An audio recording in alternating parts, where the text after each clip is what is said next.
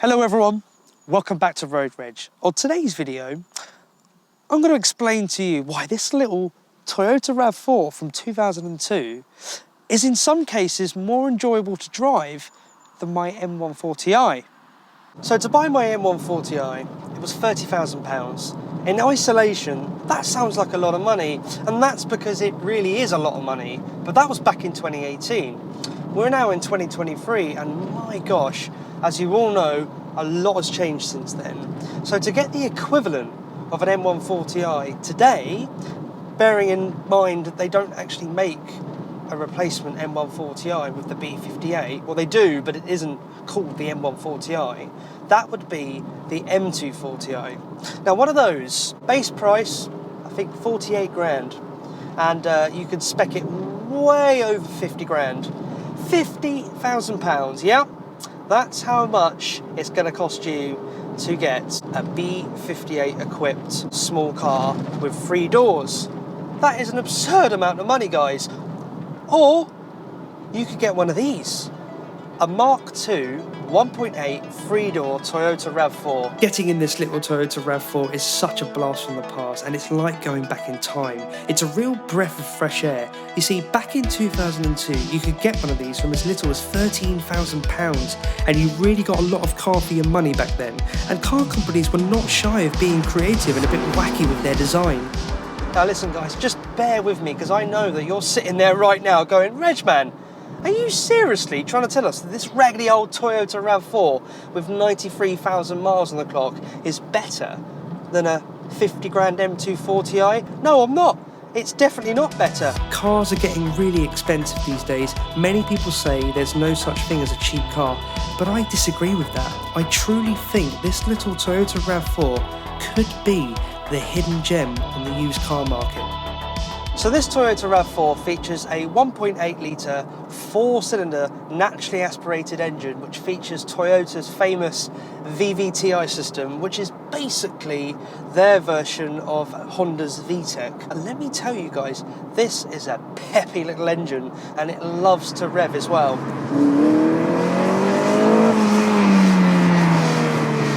Because this car only weighs 1,100 kilograms, it doesn't need a lot of power to propel this car forward, you know? It's genuinely, surprisingly fast.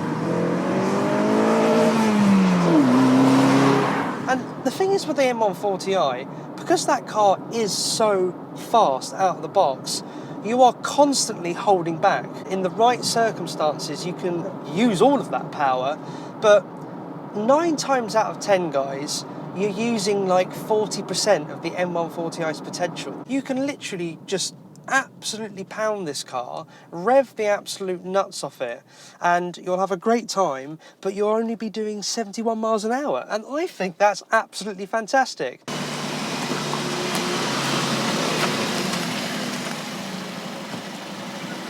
The great thing about this Mark II Toyota RAV4 is the fact that it's a cheap car.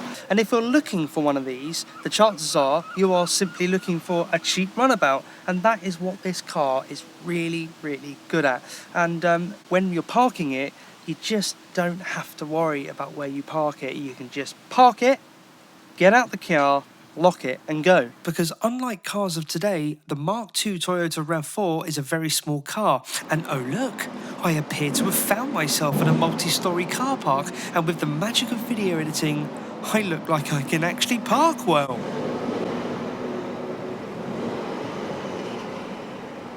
Now, if you're parked close to a car, or a car parks close to you, and if you're like me and have short legs and tend to sit closer to the pedals, it can be a bit of a squeeze getting in and out of the RAV4, as you can see me struggling here. But truth be told, I don't think this is a RAV4 problem as such. I think this is just something that comes with owning a 3-door car. This car features a lovely 5-speed manual gearbox. Now, you're going to want to shoot me when I say this, but I'm just going to come out and say it, you know, so I better brace myself. But genuinely, this gearbox in this little Toyota RAV4 is one of the nicest gearboxes I have experienced, and the best gearbox I've ever experienced was in a Mazda RX-8 with a short shift kit installed.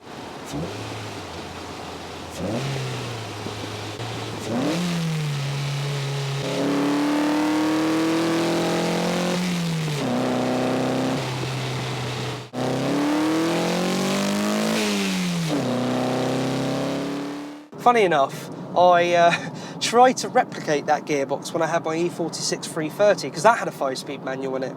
And ever since I drove that RX-8, I really wanted to get close to that Mazda's gearbox, but I just couldn't get to it, even though I installed a really expensive short shift kit. But this Toyota gearbox, it just clicks into gear. There's barely any play in it. It's precise and it's just easy to use. Now, I love the way this RAV4 looks, especially so as a 3-door. Now, to find a baby SUV as a 3-door is very, very rare these days. And it's nice to see this one here. And I'll tell you what, I think it's aged really, really well. I love this little sharp line that goes along the car, then curves around here. I love the beefy arches. I love the big door, the roof rails. And on this one in particular, these aren't stock wheels. I believe the previous owner put these on, but I think they look great. And I love these big, chunky Michelin tyres. These are Michelin Primacy 4 Plus tyres. We put these on the car. It's pretty much the best Michelin tyre you can get for this wheel size. These are a 70 profile. That is extremely thick, but it suits the character of the RAV4, and it just adds a little bit of comfort on the road.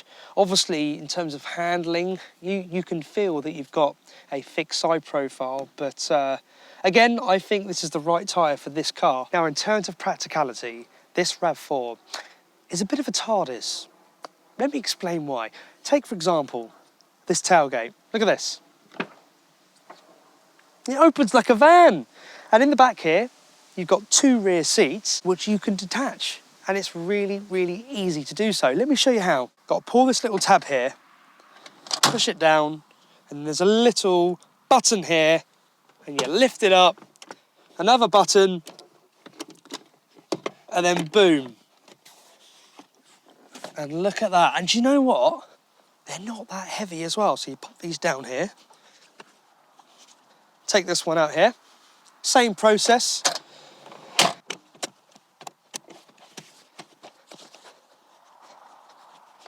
So once you've dumped your seats, you have now turned your little RAV4 into a van.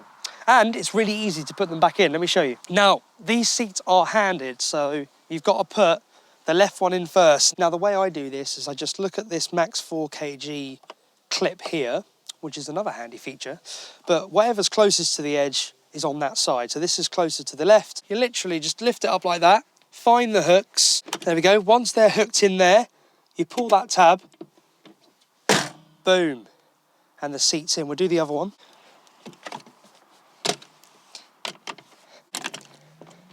And there you have it. And then pull this little tab here. And there you have it, guys. Your seats are back in, but you still have plenty of space to put shopping and other bits. Very, very practical. So in terms of space in the back, guys, it's fine. Absolutely fine. I've got loads of knee room, loads of headroom. Now, I'll be honest with you, my driving position, I have the seat quite far forward because I've got short legs. But what I'm going to do is I'm going to put the seat back as far as it will go and see how it's like then, just to simulate having someone taller in the driver's seat. Let's do that now. I can move my knees. It's not ideal. I wouldn't want to be back here for a long time if someone had the seat this far back, but 9 times out of 10, they're not going to have it this far back, so it's absolutely fine. This RAV4 has no shortage of cubby holders. How about we count them all? 1, 2, 3, 4, 5, 6. But wait, there's more. 7, 8, and then finally 9. No shortage to hide things in this car. A really cool feature I want to show you is these cup holders. Now, I think cup holders get overlooked in cars by journalists, but not in this one. Check this out. So I've just found this water bottle in the car conveniently, and I want to put it in my cup holders. But look, it wobbles about, and that's really annoying. But Toyota have thought of this, and they've put in adjustable cup holders. So all I've got to do, put it forward, and boom, your drink is secure. How cool is that? So how does this Toyota RAV4 handle? Well, it handles like you'd expect it to handle on 70 profile tyres. A bit woolly and a bit boat-like, and we have to talk about the steering. My word, guys, this is the most vaguest steering I've ever experienced on a road car, especially at motorway speeds. The thing is, one, it's running on those tyres, which doesn't help, and two, the steering has a lot of play in it, and it's really, really light, so you don't really get a good feel for where the centre point is, and it just doesn't inspire confidence.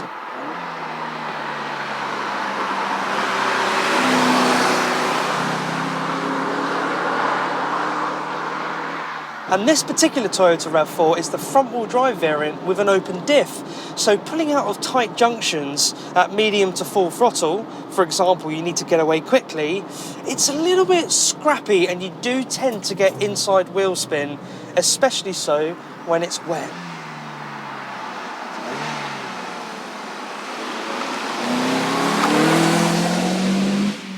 When you get to know this car, when you spend a little bit of time in here, you begin to adapt to its handling characteristics. And actually, you know what? It's a little bit silly, and I think that silliness about this car, the woolly handling, the play in the steering wheel, the long rack, you know what?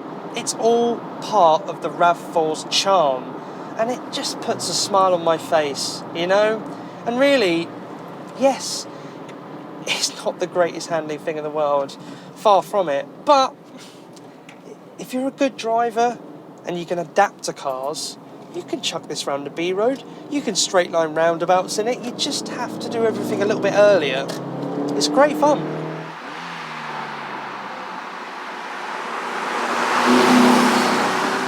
One thing I love about this little Toyota RAV4 from this generation is how good the visibility is out front. Now, this is a 3-door, so you've got massive door glass, you've got a big windscreen, and you've got this tiny A-pillar here. Now, this A-pillar just shows you how much cars are changing, because modern cars have massive A-pillars, and I think that is down to a few reasons. One of them being the fact that they have the airbag in them, so they need to house that. The second reason, I think, is because the cars are getting bigger and heavier, and the A-pillar is a structural part of the car. They have to be bigger to support the weight of the car and to keep that structural integrity. But because this RAV4 is so lightweight, and it's of a different generation, you know, 2002, it doesn't have airbags here, so it's nice and thin. I have to say, it's a lovely place to sit. You feel really comfortable driving this car. It feels safe. There's never a moment when you have a blind spot, and I think that's something that goes underappreciated, actually. It's not talked about much. Toyota changed the game when they launched the RAV4 back in 1994. It bridged the gap between off-roading vehicles and regular passenger cars. It created a new segment of cars that many other car manufacturers cannot get right to this day. And it's a real shame this one doesn't have four-wheel drive and a locking diff like the Gen 1 did, but despite that, you can still drive over rough terrain with minimal worry, as there's plenty of ground clearance and the suspension can take it, not to mention the big chunky tyres. The RAV4 is an absolute joy to live with. It's fun to drive, rugged, practical, reliable, and most importantly, it's a Toyota, so it will love you forever. Thank you so much for watching today, guys. I hope you enjoyed this video, and I gotta say, guys, this little Toyota RAV4 is a real blast to drive, and the handbrake works really well as well. And if you've enjoyed today's video, leave us a like and a comment if you're feeling friendly, and I will see you guys in the next video. Take care.